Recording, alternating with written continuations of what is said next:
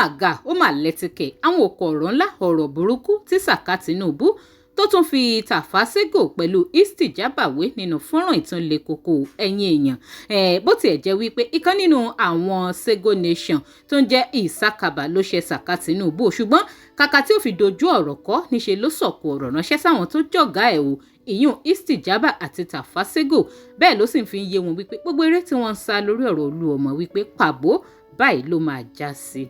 ó lágbára ọ̀rọ̀ àwọn ọmọ National Union ní Lagos State ó sì ń tẹ̀síwájú ẹ̀yin èèyàn ẹ tún jẹ́ ká dìjọ wò fọ́nrán yìí ká tún gbọ́ àwọn òkò ọ̀rọ̀ burúkú tí Sàká Tinubu tó tún sọ ránṣẹ́ sí istijaba àti Tàfà Sego nítorí ó fi wọ́n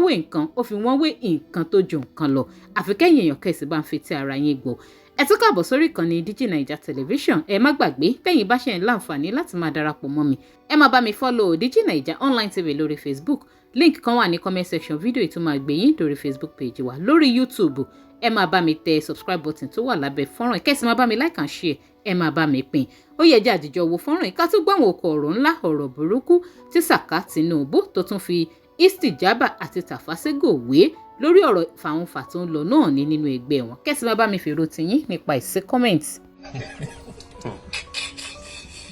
ẹ̀rí tó máa ń wọjà kábíyèsí Akínsọ́yà Mísílíù ẹ̀wọ̀n lọ́gá ẹ̀ ń gbé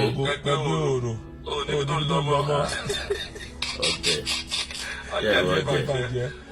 ẹni táyé ẹ̀ bàjẹ́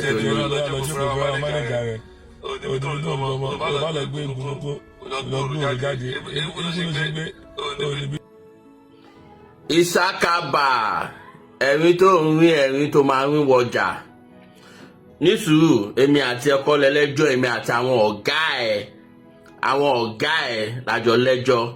bá mi gba lẹ́tà yìí kó bá mi fi jíṣẹ́ fún àwọn ọ̀gá ẹ̀ eléyín yíyọ yìí ọ̀gá ẹ̀ eléyín yíyọ níwájú oníkúrú náà lẹ́pọ̀n ẹni tó ń fi ojoojúmọ́ gbẹ àsọ orí ló kù ìrònú Mísílíù ọmọ Akínsọ́yà òun ló ń pa yín lọ yẹn ìrònú Mísílíù ọmọ Akínsọ́yà òun ló ń pa gbogbo yín lọ yẹn wo bí ọ̀gá ẹ̀ ṣe rí wo bó ṣe gbẹ bí ẹja ṣáwá wo bó ṣe rí ológogoro onígbáná bí ọ̀gá ẹ̀ ṣe rí ìwọ sọ pé ayé èèyàn kan bàjẹ́ ó wo ayé ọ̀hún ọ̀gá ẹ̀ bó ṣe rí ayé istijaba náà ó wo bí ayé ẹ̀ ṣe rí istijaba blomblo oníblomblo wo bó ṣe rí ọ̀pọ̀ pé ó ṣe sọ́jú ó fa ọ̀rá kúrò lára wo bó ṣe rí istijaba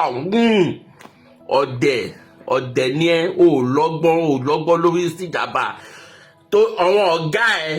ọ̀gá ẹ̀ tó yẹ kó lọ máa kún fàdúrà kó lọ máa gbàdúrà fún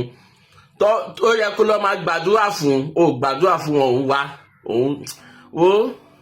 ọ̀rọ̀ yín kò ń ṣe ìsìn ṣùgbọ́n àwọn ọ̀gá ẹ̀ oníkúrú náà lábẹ́ tí ò sí yàtọ̀ láàrin àwọn àtẹni tó ní HIV tó ń fi ojoojúmọ́ gbẹ oníkúrú náà lábẹ́. àbẹ́ẹ̀rí pé ọ̀rọ̀ ilé koko lẹ́tìkẹ́ ó gbẹnu tán ẹ wá dúró òkò ọ̀rọ̀ àtàwọn nǹkan tí Sàká Tinubu tó fi istijaba àti Tàfà Sego tó fi wọ́n wé ọ̀rọ̀ fàǹfà tó ń lọ láàrin àwọn ọmọ National Union ó ṣàtiwádìí nǹkan rẹpẹtẹ kí lè rò ti yín ojú wo lẹ́yìn tún fi wo gbogbo ọ̀rọ̀ tí Sàká Tinubu tó tún sọ̀kalẹ̀ nínú fọ́nrán yìí ẹ máa bá mi sọ sí kọ́mẹ̀ntì o ẹ má sì gbàgbé láti máa bá mi follow DigiNaija Online TV lórí Facebook link tó wà ní comment section fídíò máa gbé yín tààrà lórí Facebook page wa lórí YouTube ẹ máa bá mi tẹ subscribe button tó wà lábẹ́ fọ́nrán yìí kẹ́sì máa bá mi like and share ẹ máa bá mi pín kó máa lọ káàkiri lórí ayélujára ká tó pàdé láyọ̀ àtàláfíà ẹ ṣeun.